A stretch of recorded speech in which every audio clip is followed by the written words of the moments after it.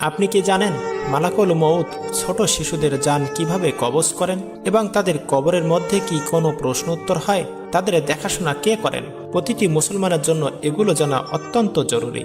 ফুলের মতো ছোট কোনো বাচ্চা মারা গেলে তাকে সরাসরি জান্নাতে নিয়ে যাওয়া হয়, কিন্তু একটি প্রশ্ন থেকেই যায়, তাদের কি কবরের আযাব হয়? মালাকুল মউত যখন ছোট শিশুর জান কবজ করেন তখন তিনি রূহকে অত্যন্ত কোমলভাবে অতি যত্ন করে নিজের কাছে নেন। সেখানে কোনো ভয় নেই, কোনো যন্ত্রণা নেই, কোনো ভীতিকর দৃশ্যও নেই। শিশুর রূহকে তিনি ভালোবাসা ও মমতার সাথে গ্রহণ করেন এবং সবচেয়ে আশ্চর্যের বিষয় হলো কবরের ভেতরে তাদের কোনো প্রশ্ন করা হয় না।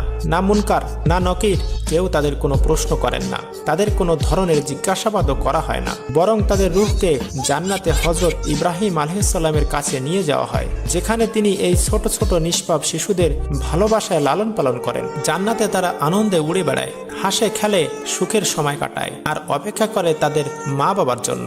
প্রিয় ভাইয়েরা, মহান আল্লাহ তাআলা